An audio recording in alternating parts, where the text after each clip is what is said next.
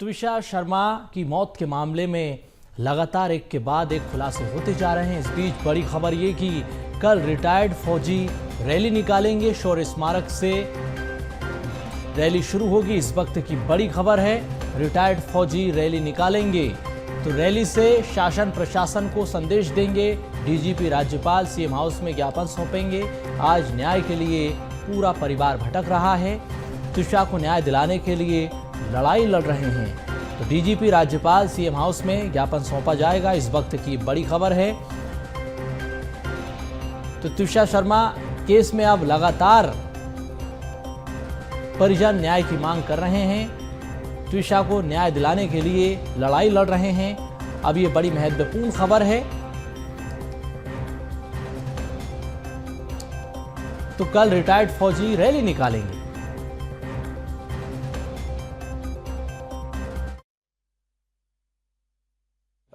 Video वगैरह जारी किए गए, इसके पीछे क्या मकसद लगता है आपको? क्योंकि उन्होंने अपनी तरफ से अभी तक कोई सफाई नहीं दी थी, लेकिन मीडिया के सामने आके फिर वीडियो जारी होना और तमाम आरोप लगाना। आपने ही सारी चीज़ कह दी है, मैं उसी को वापस से कहूँगी। ये जो मीडिया में 7 दिन बाद आई है, क्योंकि इनके बेटे की रिजेक्ट बेल हो गई है, वो एक पहली बात है। और ये जो झूठे आंसू, ये तो भी सब्जेक्टिव है, आपको लगे या ना लगे, मुझे तो काफ़ी झूठे लगे इनके आंसू बहाना। दूसरी चीज़, ये जो आरोप लगाए जा रहे हैं, एक डेड डिसीज पे जो आरोप लगाए जा रहे हैं, इससे इनकी सोच बाहर आती है कि कैसे इतने दिन तक शांत थी पर अचानक से एक मौका नहीं छोड़ा। एक जो जिनकी मृत्यु हो गई उन पे आरोप लगाए जा रही है, घटिया आरोप, जिसके बेसलेस आरोप है, जिसकी रिपोर्ट्स भी है जो कंप्लीटली बोला जाता है कि बेसलेस आरोप है। वीडियो के जरिए वो ये समझाना चाह रही हैं कि भाई हमारा कोई इस सुसाइड के पीछे कोई इन्वॉल्वमेंट नहीं है, हालांकि मामला जो है दहेज हत्या का है। एक चीज़ बताइए, टेरेस तो ऊपर था जहाँ पे बोल रहे दुर्घटना हुई है। क्या चोर चकारी घर के अंदर होती है, घर से बाहर आए? चोर कहाँ से घर में आता है?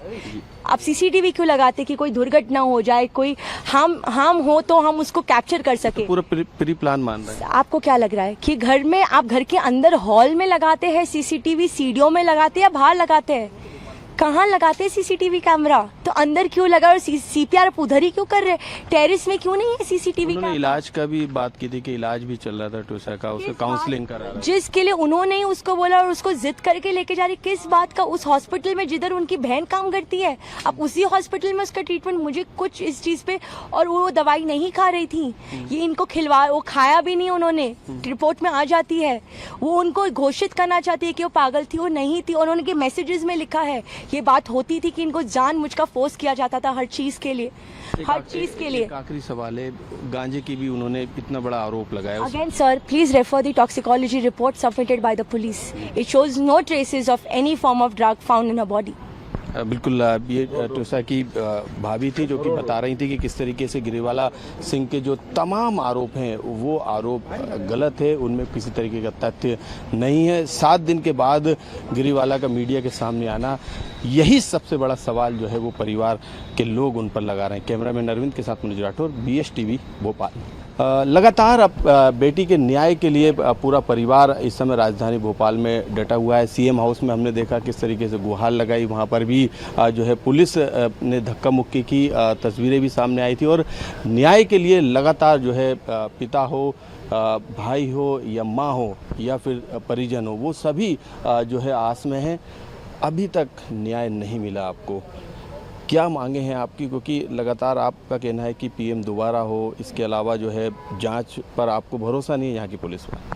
जी, मेरा सभी से निवेदन है, आज 7वां दिन है, बॉडी डिकम्पोज हो रही है, इसको तुरंत संज्ञान लेते हुए इन्होंने जो है अप्रूव्ड ऑर्डर को कैंसिल कर दिया और उसको जुडिशरी में डाल दिया कि आप इससे अप्रूवल लें। ये सरासर दिखाता है कि कितना बड़ा इन्फ्लुएंस है, ये साक्ष्यों के साथ छेड़छाड़ की जा रही है। मेरा विनम्र निवेदन है कि बॉडी को तुरंत जो है संज्ञान लेते हुए, सीएम मोहन यादव से रिक्वेस्ट है, मुझे सभी पदाधिकारियों से रिक्वेस्ट है, इसका संज्ञान लेते हुए तुरंत बॉडी को सुरक्षित एम्स दिल्ली भिजवाया जाए ताकि इसकी सही न्यायिक जांच हो सके, सही प्रामाणिक जांच हो सके। आप सीएम हाउस गए थे, वहाँ पे उनके ओएसडी मिले थे, उन्होंने आश्वासन दिया था कि दोबारा पीएम आप करा सकते, लेकिन फिर भी जो है उसमें पेच फंसाया। जी, फिर भी पेच फंसाया गया और उसी के कारण हमने यहाँ पर काफ़ी प्रोटेस्ट किया हुआ है। आज हमारा 7वां दिन हो गया। आज एक विक्टिम की फैमिली एक दूसरी जगह आकर के असुरक्षित माहौल में किस तरीके से सर्वाइव कर रही है। सर, न्याय कितना कठिन हो चुका है एक गरीब आदमी के लिए, एक मिडिल क्लास आदमी के लिए। ये आप देख रहे हैं सर, हम तड़फ रहे हैं। एक बेटी तो हमारी मरी है, पर हम ये यहाँ पर चिल्ला चिल्ला के पल पल तिल तिल मर रहे हैं सर। ये लड़ाई एक प्रशासन के खिलाफ है, वही लोग बैठे हुए हैं, सारा प्रशासन चला रहे हैं। ये दोबारा पीएम के अलावा आपने ये भी मांग की है कि जांच भी यहाँ पे नहीं होना चाहिए, क्या मांगे वो? यहाँ की स्वतंत्र जांच होनी चाहिए, क्योंकि हम एक सिस्टम के खिलाफ लड़ रहे हैं। लोकायुक्त इनके घर के हैं, जजेस इनके घर के हैं, बहुत सारे लोग इनके घर के हैं जो केस को इन्फ्लुएंस कर रहे हैं बहुत बुरी तरीके से। मतलब स्टेट एजेंसियों पर भरोसा नहीं है आपको? नहीं, स्टेट एजेंसियाँ जिसके द्वारा गवर्न होती हैं वो इन्हीं के नीचे हैं। तो क्या चाहते हैं, क्या सीबीआई जांच और सेंट्रल एजेंसी जांच करें? हम चाहते हैं कि सुप्रीम कोर्ट से जांच हो और सुप्रीम कोर्ट संज्ञान ले। सीजीआई जो है इंडिया के माननीय सीजीआई, वो इसका संज्ञान ले। ये अब लेकिन अब क्योंकि 7वां दिन है, ये 7वां दिन है हमारा, ये आज स्ट्रगल का 7वां 8वां दिन है।